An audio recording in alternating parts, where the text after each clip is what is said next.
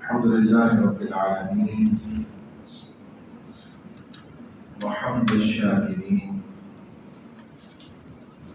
وأفضل الصلاة وأكمل السلام على خاتم النبيين وعلى آله وأهل بيته وأصحابه المكرمين العظيم الأمين المكين وعلى أولياء أمته وعلماء ملته وفقراء طريقته وشهداء محبته أجمعين. أما بعد فأعوذ بالله من الشيطان الرجيم. بسم الله الرحمن الرحيم. يريدون ليطفئوا نور الله بأفواههم والله متم نوره ولو كره الكافرون. والذي أرسل رسوله بالهدى ودين الحق ليظهره على الدين كله ولو كره المشركون. يا أيها الذين آمنوا هل أدلكم على تجارة تنجيكم من عذاب أليم تؤمنون بالله ورسوله وتجاهدون في سبيل الله بأموالكم وأنفسكم ذلكم خير لكم إن كنتم تعلمون.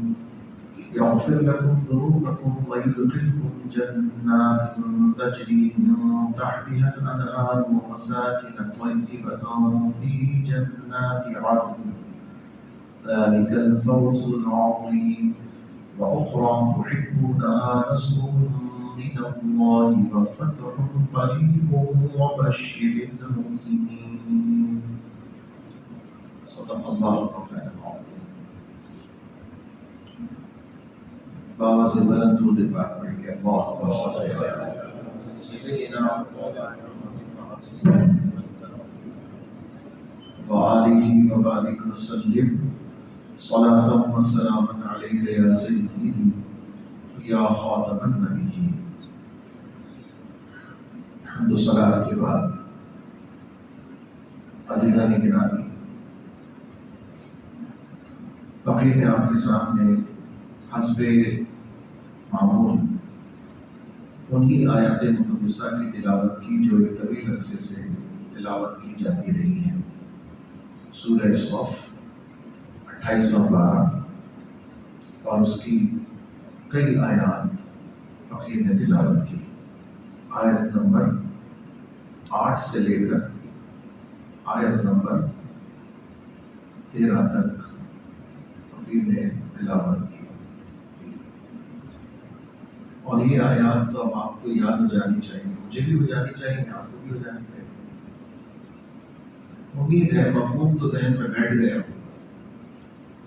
قرآن کو ذہنوں میں بٹھانے کے لیے سالوں محنت کرنی پڑتی، ایک مفہوم بٹھانے کے لیے.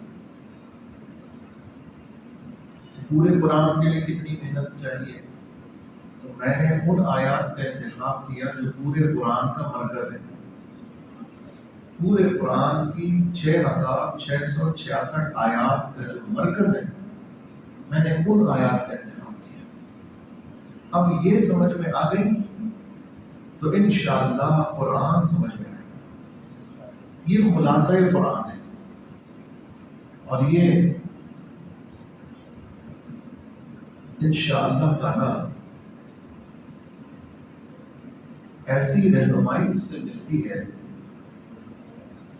کہ کئی سوالات جو دنیا میں آج کل کے دور میں مزید بڑھ گئے ہیں، ہر دور میں ہوتے ہیں اور آج کل کے دور میں تو زیادہ ہو گئے، میڈیا کی وجہ سے، سوشل میڈیا کی وجہ سے. اب چونکہ بھانت بھانت کا مسئلہ عام ہو گیا، ہر گھر میں، ہر جیب میں پہنچ گیا، تو اب مسائل اور سوال کی نوعیت بھی بڑھتی چلی گئی ہے. لوگ سن کر آتے ہیں اور پھر مطلب آ کر ہم سے سوال کرتے ہیں. اچھی بات ہے، فَاسْأَلُوا أَهْلَ الذِّكْرِ إِن كُنتُمْ لَا تَعْلَمُونَ، لیکن مشکل یہ ہے کہ جس بات کا جواب بار بار دیا گیا ہو اسی کو اگر پھر آگے اہم بنا کے پوچھیں تو پھر حیرانی ہوتی ہے کہ آپ نے سنا کیا۔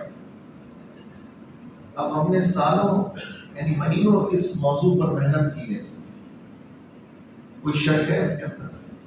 مہینوں اس موضوع پر محنت کی ہے، لیکن اگر کوئی بڑے ہی بھول پن سے جمعے کے بعد مجھ سے پوچھے کہ حضور کس کام کے لیے دنیا میں تشریف لائے تو مجھے غصہ نہیں آئے گا کہ آپ نے اتنے مہینوں میری گفتگو سنی تو آپ نے کیا سنا؟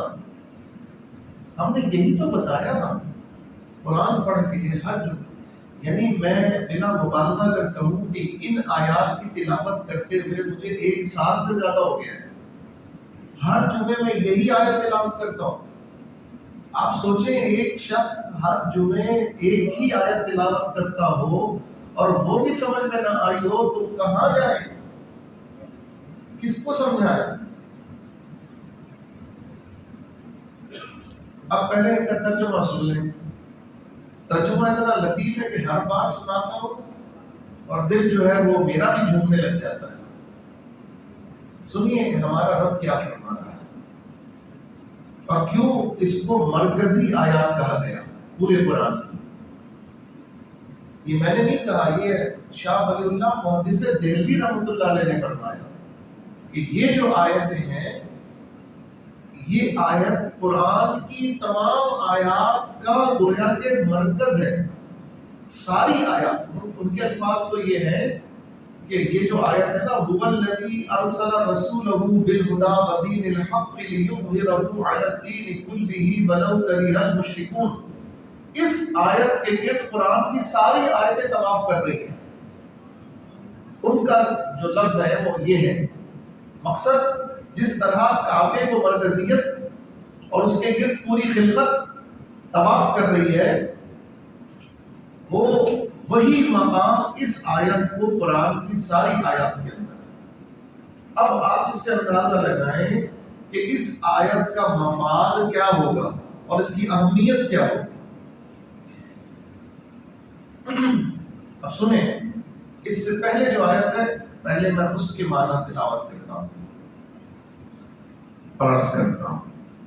یریدون لیطفئوا نور اللہ بافواہہم، چاہتے ہیں کہ اللہ کا نور اپنے منہ سے بجھا دیں۔ اللہ کا نور کون بجھانا چاہے گا؟ جو اللہ والا نہیں ہوگا، جو اللہ کا منکر ہوگا، جو اللہ کا دشمن ہوگا، جو اسلام کا دشمن ہوگا۔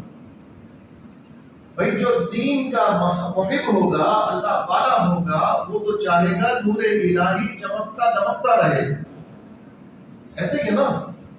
لیکن جو نور الہی کو بجھانا چاہ رہا ہے، اس کا مطلب ہے وہ نور الہی کا دشمن ہے۔ اب دشمن کون ہے؟ کفر۔ دشمن کون ہے؟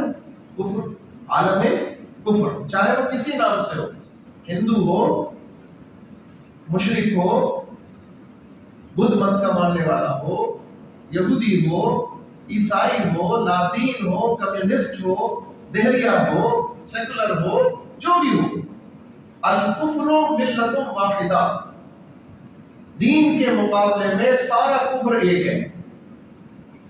نام اور تشخص الگ ہے، پہچان الگ ہے، تعارف الگ ہے، مقصد ایک ہے۔ کیا؟ یریدون لیطفئوا نور اللہ بافواہہم، یہ ہے ان کا مقصد۔ اللہ فرما رہا ہے بھائی میں کہوں تو شاید غلط ہو سکتا ہے، کیا یہ بہت کچھ ہو سکتا ہے غلط، لیکن اللہ کہے تو کوئی شک ہو سکتا ہے؟ لا ریب فی، اس کتاب میں کوئی شک نہیں ہے۔ وہی رب فرما رہا ہے اس کتاب میں، یریدون، وہ سارا عالم کفر یہ چاہتا ہے، لیطفئوا نور اللہ بافواہہم، اپنے نور، اپنے منہ سے نور الہی کو بجھا دے۔ یہ سارا عالم کفر چاہتا ہے، لیکن ساروں کی چاہت اپنی جگہ اور اللہ کی چاہت اپنی جگہ. اے بندے، ایک تیری چاہت ہے اور ایک میری چاہت ہے. تو چاہتا وہ ہے جو تیری چاہت ہے، مگر میں چاہتا وہ ہوں جو میری چاہت ہے. تو کوشش اس کے لیے کرتا ہے جو تیری چاہت ہے، لیکن ہوتا وہ ہے جو میری چاہت ہے. تو اگر تو وہ کوشش کرے جو تیری چاہت ہے تو میں ہونے نہیں دوں گا. اگر وہ میری چاہت نہ ہوئی تو میں ہونے نہیں دوں گا. اور آفٹر آل ہوگا وہی جو اللہ کی چاہت ہے. تو اپنی چاہت کو میری چاہت کے تابع کر دے تو میں تجھے وہ بھی دوں گا جو تیری چاہت ہے، اور تجھے وہ بھی دوں گا جو میری چاہت ہے، کیونکہ ہونا وہی ہے جو میری چاہت ہے. اب کافر یہ چاہتے ہیں نور الہی کو بجھا دے. کافر یہ چاہتے ہیں نور الہی کو بجھا دے. میں یہ ترجمہ پڑھ رہا ہوں، قرآن پڑھ رہا ہوں، آپ کی یاد کر لیں اس ترجمے کو.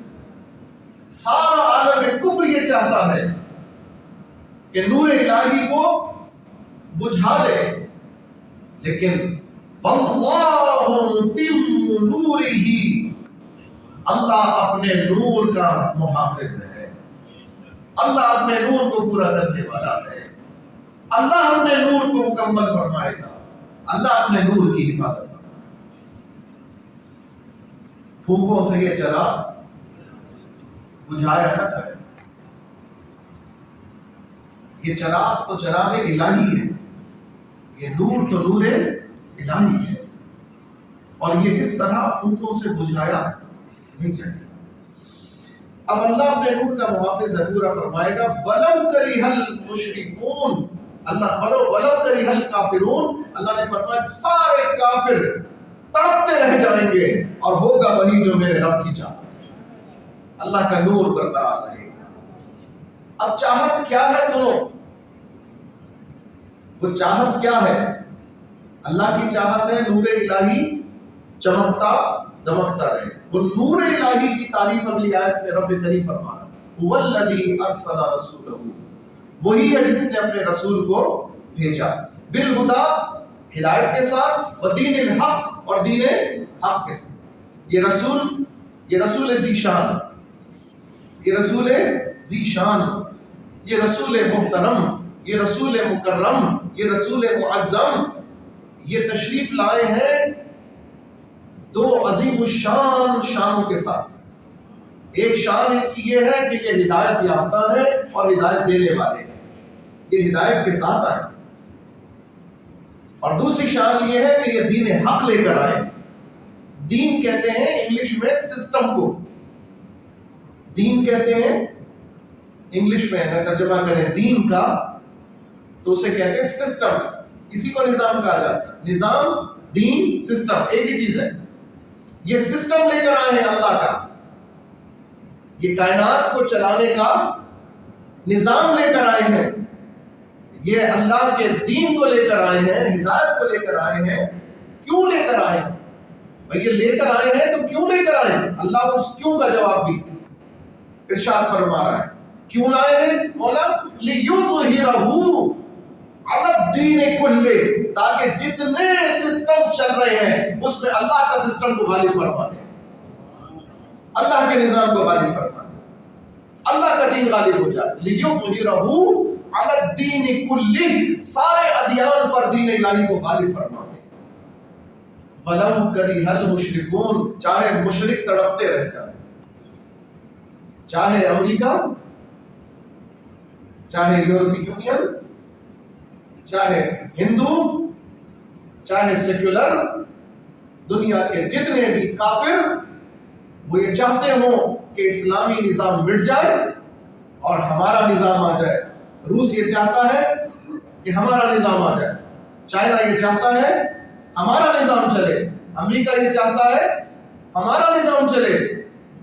ہر کوئی یہ چاہتا ہے کہ ہمارا نظام چلے، اس دنیا کو چلائے اور ہم نیو ورلڈ آرڈر کے لیڈر بن جائیں.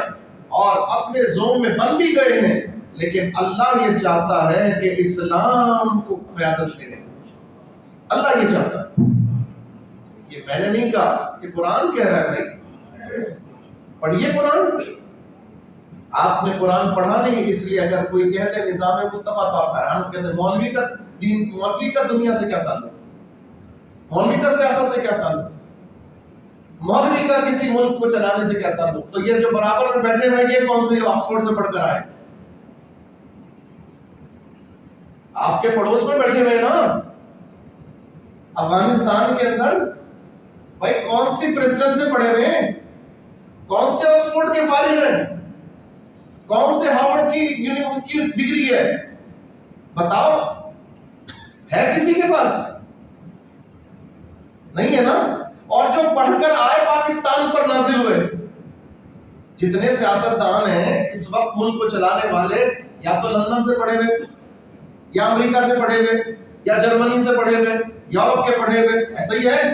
تو جو یورپ سے پڑھ کر آئے نظام چلانے، انہوں نے ملک کو لوٹ لیا. 1 ارب 124 بلین ڈالر کا قرض دار ہے ملک. 124 بلین ڈالر، 124 بلین ڈالر کا قرض دار. کہاں کے پڑھے والوں نے کیا یہ؟ مدرسے کے پڑھے والوں نے، مسجد سے نکلنے والوں نے، دینداروں نے، مولویوں نے. کس نے کیا؟ جس کی ڈگری اٹھاؤ گے، کوئی پی ایچ ڈی، کوئی ایم فل، کوئی ڈاکٹریٹ، کوئی فلاں. میں غلط کہہ رہا ہوں یا صحیح کہہ رہا ہوں؟ بولیے. بلاول کہاں سے پڑھ کر آیا؟ مریم نواز کہاں سے پڑھ کر آئی؟ جو بھی دیکھ لیں آپ باہر سے، جس کو دیکھ لیں. اور جب اس ملک سے فارغ ہوتا ہے لوٹ کر کہاں بھاگتا ہے؟ اپنے آباؤں کے پاس، اپنی پناہ گاہوں میں، اپنے پشت پناہوں کے پاس. ایسا ہی ہے کہ نہیں ہے؟ یا جھوٹ بول رہا ہوں؟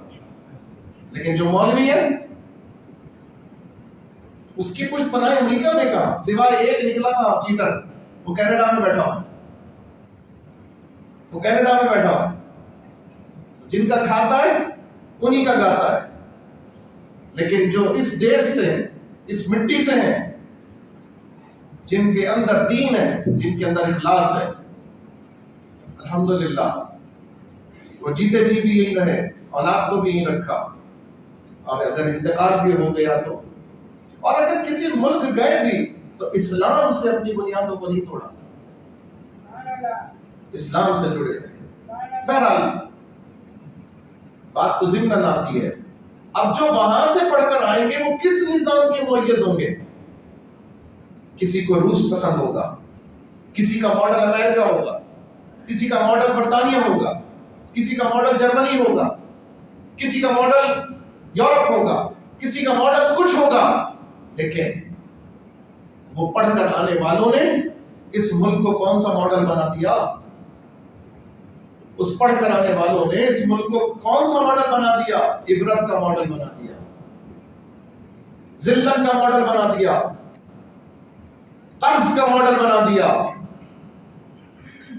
کلفت کا ماڈل بنا دیا، بدنامی کا ماڈل بنا دیا. آج ہر ایک پاسپورٹ کی عزت دنیا میں ہے. ارے غیر تو چھوڑو، سعودی عرب میں جانوروں جیسا سلوک ہوتا ہے. عمرہ کرنے جاؤ تو ایسے ہکائے جا رہے ہوتے جیسے جانوروں کے ریوڑ کو ہکایا جا رہا ہے. لہجے دیکھو، آنکھیں دیکھو، غرور سے ایسی چڑھی ہوئی. میں تو جب وہاں رہتا تھا تو یہ مقولہ ٹیکسی ڈرائیور سے سفر کرتا تھا ٹیکسی میں، تو مقولہ مشہور تھا ان کا کہ اتنے ظلم ہے یہاں پر، فنڈامنٹل رائٹس تو کوئی حیثیت ہی نہیں رکھتے یہاں پر. آپ اگر یہاں حجاز مقدس نہ ہوتا، یہاں حرمین شریفین نہ ہوتے تو کوئی یہاں تھوکنے کے لیے بھی نہیں آتا. یہ معمول تھا عرب کی سرزمین کے لیے، اس مبارک سرزمین کے لیے. رہنے والوں نے ایسا رویہ کیا کہ مسلمان ان سے عاجز، مسلمان ان سے.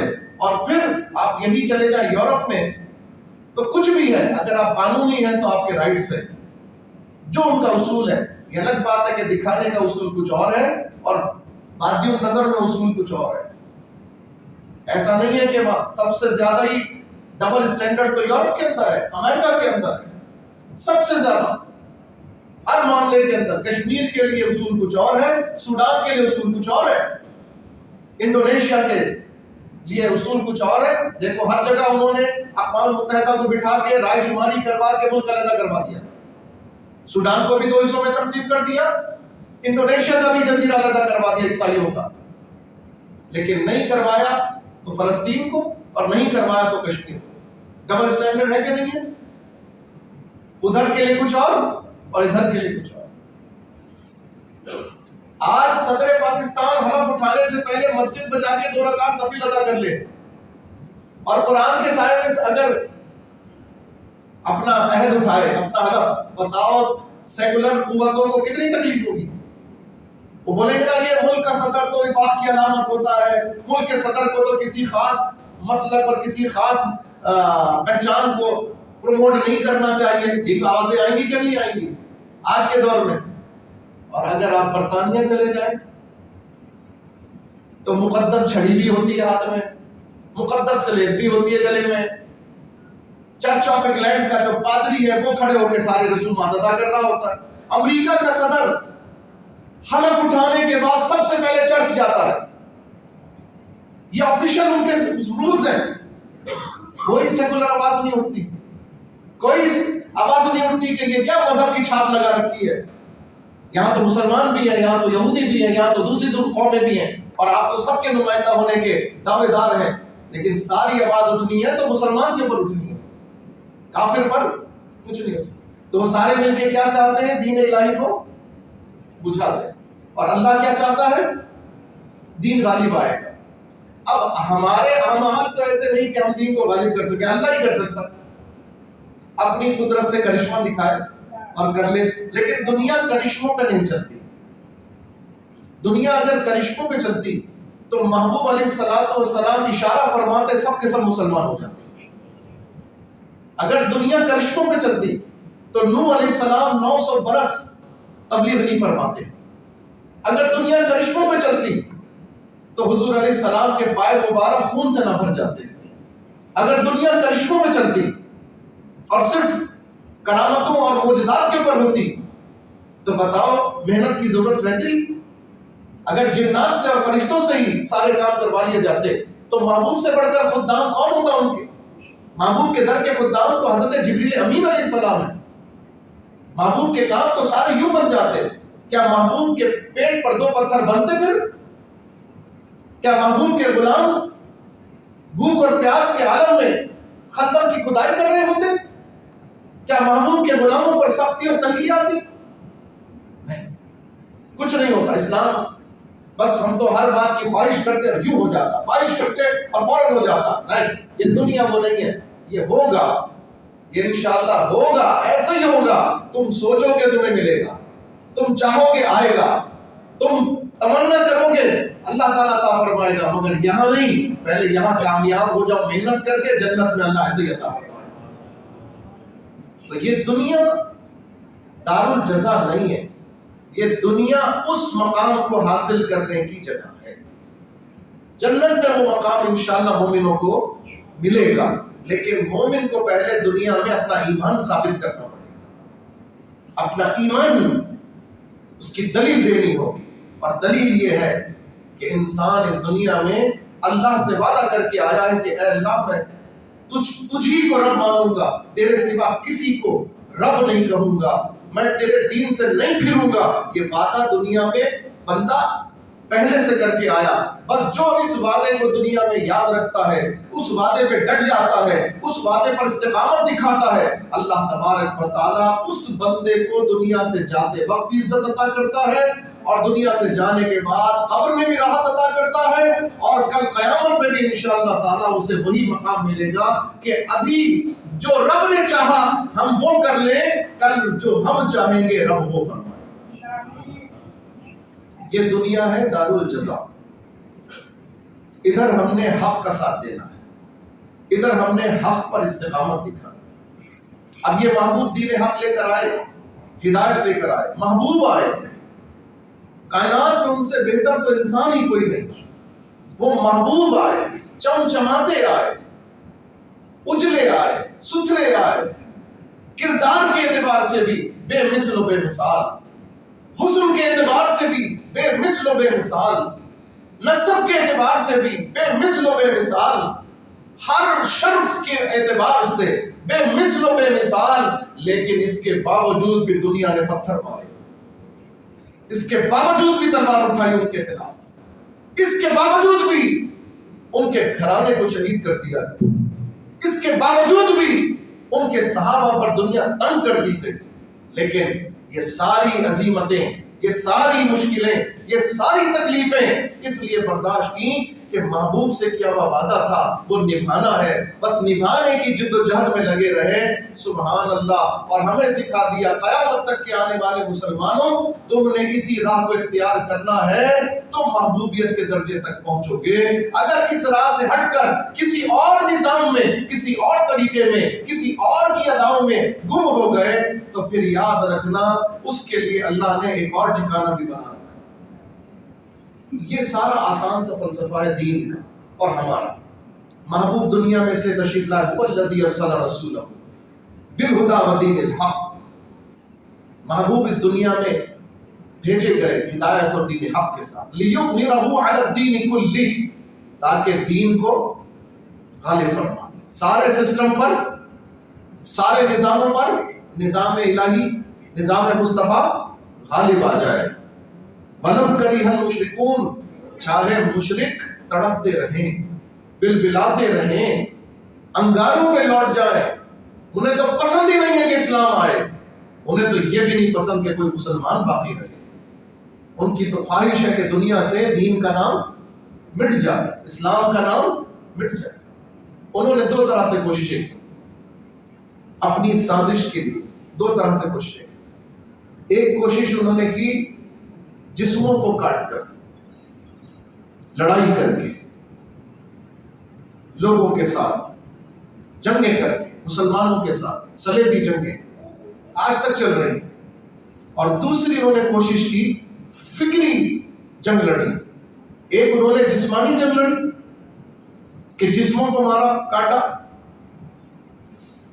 آج بھی امریکہ 1990 سے افغانستان اور عراق کے اوپر اگر آپ ظلم کی داستان سنیں تو 20 لاکھ سے زیادہ مسلمان افغانستان کے اندر شہید ہوئے، 10 لاکھ سے زیادہ بچے عراق کے اندر شہید ہوئے، بڑوں کی تو تعداد کیا کہنا۔ صدام حسین کو کس ظالمانہ انداز سے پھانسی پہ چڑھایا گیا عید الاضحیٰ کے دن، بقرعید کے دن، سن 2006 میں، عید الاضحیٰ کے دن۔ وہ تو الگ بات ہے کہ یہ کس طرح کر رہے تھے، وہ کس طرح کرنا۔ دیکھو نا، ہر شخص کا الگ الگ کردار ہے۔ اس نے کہا میرے منہ پہ کالا کپڑا نہیں باندھنا، خود چل کر اپنے پیروں، ویڈیو موجود ہے، خود چل کر اپنے پیروں پہ گئے اور شہادت سے پہلے نعرہ لگایا، اللہ اکبر، اللہ اکبر، نعرہ لگایا۔ یہ ویڈیو ہے، انٹرنیٹ پر موجود ہے، دیکھ لیجیے آپ۔ ہر ایک کا اپنا کردار ہے۔ انہوں نے کیا کیا، اس نے کیا کیا، کتنا ظلم کیا امریکہ نے اور کتنا ظلم کرتا جا رہا ہے فلسطین کے اندر۔ کشمیر میں جو ظلم ہو رہا ہے اس کا سرپرست کون ہے؟ اگر امریکہ نہ چاہے تو ہندوستان کی ضرورت ہے یہ کر سکے؟ نہیں، زیادتی موجود ہے۔ برما میں مسلمان 2.5 لاکھ مسلمان 5 سال پہلے شہید کر دیے گئے، 2.5 لاکھ روہنگیا مسلمان، پورے گاؤں کو آگ لگا دی گئی، ایک فرد کو بھی باہر نکلنا نہ دیا گیا، سب کو، زندہ انسانوں کو آگ میں جلا کے مار دیا گیا۔ کس نے کیا؟ کس کی سرپرستی میں ہوا؟ جو اس ملک، جو اس دنیا کا مائی باپ بنتا ہے، جو اس دنیا کا چیمپئن بنتا ہے، یہ سب اس کی سرپرستی میں ہوا، UN کی سرپرستی کے اندر۔ یہ بوسنیا میں جو قتل عام ہوا، کیا پرانی بات کر رہا ہوں؟ یہ آج سے 30 سال پہلے کی بات ہے۔ 95 میں بوسنیا کے اندر کیا ہوا؟ 10 لاکھ افراد کو، کوسوو میں کیا ہوا؟ کتنے لاکھ مسلمان مارے گئے. یہ سب کس کی سرپرستی میں ہو؟ امریکہ کی سرپرستی میں. اور آج انسانی حقوق کا سب سے بڑا چیمپئن امریکہ بنا. سب سے زیادہ تکلیف جب بھی جڑا والا واقعہ ہوا، سب سے زیادہ چلا چیخ اور پکار کس نے کی؟ امریکہ نے. آپ کا وزیر اعظم لیٹ گیا وہاں جا کر. آپ کا بننے والا آج جو چیف جسٹس ہے وہ جا کے ہاتھ جوڑ کے معافی مانگ رہا ہوں سے. پوری مشنری لیٹ گئی اس کے سامنے. آپ پڑھیے اخبارات، میں نہیں کہہ رہا ہوں، اخبارات ہی خبریں لا رہے کہ یہ کس طرح سے سازش کی گئی، یہ کس طرح سے انوالو کیا گیا. یہ تو وقت بتائے گا، لیکن اس وقت تک آپ بوڑھے ہو چکے ہوں گے. جو کرنا ہم نے ابھی ہے ہم کرنے کے لائق نہیں رہیں گے. سازشیں کتنی چل رہی ہیں. یریدون لیطفئوا نور اللہ بافواہہم، وہ سب مل کے چاہتے ہیں کہ آپ کو دین سے برگشتہ کر دیں، آپ شرمندہ ہو جائیں اپنے مسلمان ہونے پر، اور ہو گئے آپ. آج آپ کے سامنے میڈیا نے ایسا اینگل پیش کر دیا کہ آپ جڑا والا کے عیسائیوں کے سامنے ہاتھ جوڑ کے کھڑے ہوئے. کسی نے یہ پوچھا کہ قرآن کی بے حرمتی کس نے کی تھی؟ کسی نے یہ پوچھا؟ خدا کی قسم اگر میں وہ صفحات آپ کو دکھا دوں جس میں قرآن شریف کے اوپر ماں بہن کی گالیاں لکھی ہوئی ہیں، یہ کوئی جذبات دلانے کے لیے؟ کسی نے پوچھا، وزیر اعظم نے جا کے پوچھا کہ تمہارے جو دو تم نے اپنے اباؤں میں چھپا کے رکھے ہوئے ان کو ہمارے حوالے کرو. کسی نے پوچھا یہ آگ لگی کیسے؟ ہم اس بات کے حامی نہیں ہیں کہ جواب میں چڑھ چلا دو، ہم حامی نہیں ہیں اس کے. ہم نہیں کہتے کسی بے گناہ کو مارو، ہم نہیں کہتے کہ کسی کو جلاؤ اور گھراؤ کرو، ہم اس کے بھی حامی نہیں ہیں. لیکن ہم یہ کہتے ہیں تمہیں ان کا چرچ جلنا یاد آئے، تمہیں قرآن کا جلانا یاد نہیں، تمہیں دین کی عزت و ناموس کی کوئی پرواہ نہیں. کیونکہ سب مل کے کیا چاہتے ہیں؟ یریدون لیطفئوا نور اللہ بافواہہم، وہ چاہتے ہیں کہ اپنے منہ سے نور الہی کو بجھا دیں. لیکن تم کچھ بھی کر لو، اللہ تعالیٰ ہر دور میں خادم حسین رضوی جیسے شیر پیدا کرتا رہے گا. کوئی نہ کوئی حق پہ بات کرنے والا آتا رہے گا، کوئی نہ کوئی سچا. آج دو نمبری ہر طرف دین کا لبادہ اوڑھے ہوئے بھی لوگ دو نمبریاں کرتے ہیں. لیکن انشاءاللہ ان سازشوں کا پردہ چاک کرنے کوئی تو اللہ کا بندہ آئے گا نا جو ان سازشوں سے پردہ اٹھائے گا. کیا ہم اس کا انتظار کریں؟ نہیں جی، ہم اپنے حصے کا کام کریں. ہماری پہنچ یہیں تک ہے. یہ مائک ہمیں ملا، یہ منصب ملا ہے، یہ لوگ ہیں، سننا چاہیں سنیں، نہیں سننا چاہیں آپ کی مرضی. ہم آپ کو قرآن کا پیغام سنا رہے ہیں. یریدون لیطفئوا نور اللہ بافواہہم. بتاؤ یہ سب آثار نہیں ہے اس کی، اس آیت کی تشریح نہیں ہے کہ سارے کفار مل کے چاہتے ہیں کہ اللہ کے نور کو منہ سے بجھا دیں. لیکن تم کچھ بھی کر لو، اللہ متم نورہ، ہوگا وہی جو میرے رب کی چاہت ہے. انشاءاللہ حق غالب ہو کر رہے گا. ہم پیچھے رہ جائیں، ہم اس سعادت سے محروم رہ جائیں، اللہ نہ کرے. لیکن اگر ہماری حالت یہی رہی تو یاد رکھنا اللہ کو اپنے دین کے بچانے کے لیے اور دین کے غلبے کے لیے بندوں کی حاجت نہیں ہے، کسی کی حاجت نہیں. وہ تو بندوں کو سعادت کے لیے موقع عطا فرماتا ہے. یہ تو ہمارے لیے ہے کہ ہم اس جہد مبارک کے اندر اپنا حصہ ملائیں اور اپنے آپ کو اللہ کی جنت کا حقدار ٹھہرائیں. یہ ہمارے لیے ہے، یہ رب کے لیے اوپر احسان نہیں ہے کوئی. وہ چاہے تو وہ تو اس شان کا حامل ہے، وہ جس چیز کا ارادہ کرتا ہے، وہ جس چیز کا ارادہ کرتا ہے. سورہ یاسین کی آخری آیت، ارادہ ان یقول لہو کن فیکون. وہ تو جس چیز کا ارادہ فرماتا ہے کہتا ہے کن ہو جا، فیکون لمحے کے اندر ہو جاتی ہے. لمحہ بھی شاید دیر ہے، اس کا ارادہ ہوتا ہے وہ چیز ویسے ہو جاتی ہے. وہ چاہے حق ظاہر ہو جائے، بولو ہو جائے گا کہ نہیں؟ ایک لمحے میں ہو جائے گا نا. لیکن حق کو اس نے علامات میں پوشیدہ کر دیا اور انسان کو اس نے عقل دے دی ہے. اب عقل والے بندے حق کی علامات پر غور و فکر کر. قرآن بار بار کہتا فلا یتدبرون، کیوں نہیں غور و فکر کرتے؟ جو غور و فکر کرتا ہے اللہ اسے روشنی عطا فرماتا ہے. یہ قرآن ہے آپ کے ہدایت کا رستہ. اس میں آؤ جڑا والا واقعے کی ساری حقیقت اس قرآن سے پوچھتے ہیں. آؤ دنیا میں ہونے والی ہر فتنے کی حقیقت اس قرآن سے پوچھتے ہیں. جب قرآن کے پاس آئیں گے تو انشاءاللہ روشنی کے ساتھ ہمارا ذہن منور ہوتا چلا جائے. اب جب اتنی آزمائشوں، قرآن فرماتا ہے محبوب کو بھیجا ہے ہم نے دین حق کے ساتھ، ہدایت کے ساتھ. اس لیے بھیجا ہے کہ دین کو غالب فرما دے، چاہے مشرک تڑپتے رہیں، چاہے مشرک تڑپتے رہیں، نہ چاہے، لیکن ہوگا انشاءاللہ نظام مصطفیٰ آ کر رہے گا، دین الہی غالب ہو کر رہے گا. اب رب کریم اس دین الہی کے غلبے کے لیے مومنوں کو موقع عطا فرما. یار اس کا کرم ہے، اگر وہ ہمیں حکم بھی دیتا تو ماننا تو تھا ہی نا، ہم نے ماننا ہی تھا نا.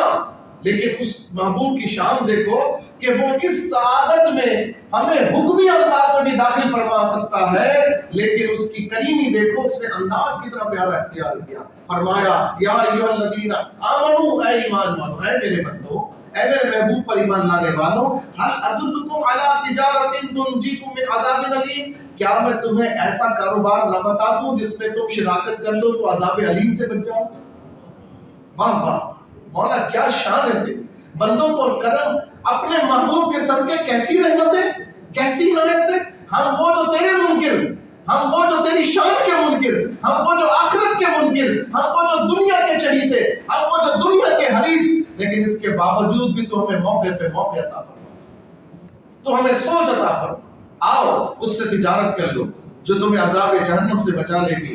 وہ تجارت کیا ہے؟ اس میں تمہارا پارٹ اتنا ہے کہ تؤمنون باللہ ورسولہ، ایمان لا اللہ اس کے رسول پر، وتجاہدون فی سبیل اللہ باموالکم وانفسکم، اور اپنی جان اور اپنے مال سے اپنے اس ایمان کو بچانے کے لیے جدوجہد کرو. اپنی جان اور اپنے مال سے اپنے ایمان ان کے اوپر ثابت قدمی کے لیے جدوجہد کرو. ذالکم خیر لکم ان کنتم تعلمون، یہ تمہارے لیے بہتر ہے اگر تم جانو.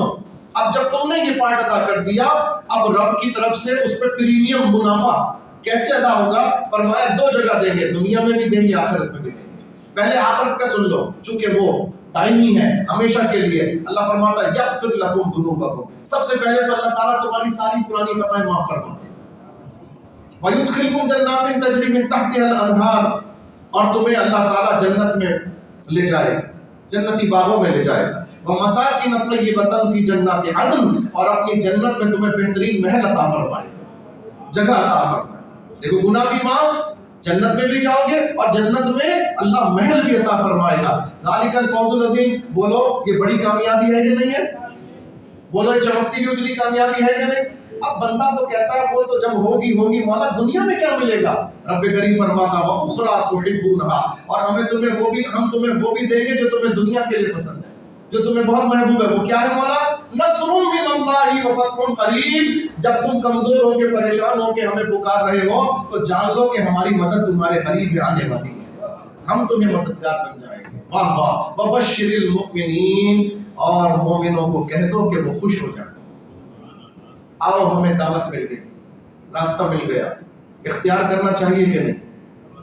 کرنا چاہیے. ہم نے تمہارے سامنے قرآن سے ہٹ کے کوئی بات نہیں کی، ہم نے صرف قرآن کا متن سنایا. ابھی تو ہم نے تشریح کی نہیں ہے قرآن کی. تمہارا رب تم سے یہ پکار رہا، اور ہم پہلے بتا چکے یہ وہ آیات ہیں قرآن کی کہ قرآن میں ہے 6666 آیتیں. کتنی آیتیں ہیں؟ 6666 آیتیں. شاہ ولی اللہ محدث دہلوی فرماتے ہیں اس ایک آیت کے گرد پورے قرآن کی 6665 آیتیں طواف کر رہی ہیں، اس ایک آیت کے گرد. اب سمجھے کہ یہ آیت کتنی مرکزیت رکھتی ہے. آؤ قرآن کی دعوت تمہیں پکار رہی ہے. آؤ قرآن سے تمہارے مسئلے نہ ملے تو کہنا اللہ نے ہر چیز ولا رطب ولا یابس الا فی کتاب مبین، خشک تر میں کوئی ایسی شے نہیں جو اس کتاب کے اندر نہیں ہے. ہر چیز اس کتاب کے اندر ہے. یہ کتاب تمہاری رہنمائی کرے گی. آؤ قرآن سے اپنا دامن جوڑ لو، آؤ قرآن سے محبت کرو. آؤ جمعے کے جمعے سے مولوی کی تقریر سننے والوں، خدا کے لیے اپنے گھر میں رکھے ہوئے قرآن کی گرد کو صاف کرو. خدا کے لیے اپنے قرآن کو جو گھروں میں رکھا ہے اٹھا کے پڑھو. نہ سمجھ میں آئے، ہاں سمجھ نہیں آئے گی، پڑھو تو صحیح. ہم پڑھنے کو کہہ رہے ہیں، سمجھنے کو نہیں کہہ رہے. اپنا دماغ لگا کے سمجھنے کی کوشش نہیں کرنا، ورنہ شیطان کچھ اور سمجھ ڈال دے گا. اور جب شیطان کچھ اور سمجھ ڈال دے گا تو ہمارے سامنے قرآن اٹھا کے لاؤ گے، آپ تو یہ کہہ رہے تھے اس میں تو یہ لکھا ہوا، پھر ہم سے ہی بحث کرنے لگو گے۔ نہیں، ہم نے کہا پڑھو، سمجھ میں نہیں آئے ہمارے پاس آ جائے، انشاءاللہ سمجھائیں گے اور وہ راہ سکھائیں گے، وہ راہ بتائیں گے جو ہمیں محمد الرسول اللہ صلی اللہ علیہ وسلم سے عطا ہوئی ہے۔ تاجدار ختم نبوت زندہ باد، زندہ باد، زندہ باد۔ بات سمجھ میں نہیں آئی اس لیے نعرہ دھیما ہے، بات سمجھ میں آ گئی تو نعرہ لگائے، تاجدار ختم نبوت زندہ باد، زندہ باد، زندہ باد۔ من سب نبیا لبیک لبیک یا رسول اللہ، لبیک لبیک لبیک یا رسول اللہ، لبیک لبیک لبیک یا رسول اللہ صلی اللہ علیہ وسلم۔ رہے گا یوں ہی ان کا چرچا رہے گا، بڑے خاک ہو جائیں جل جانے والے، وآخر دعوانا الحمدللہ۔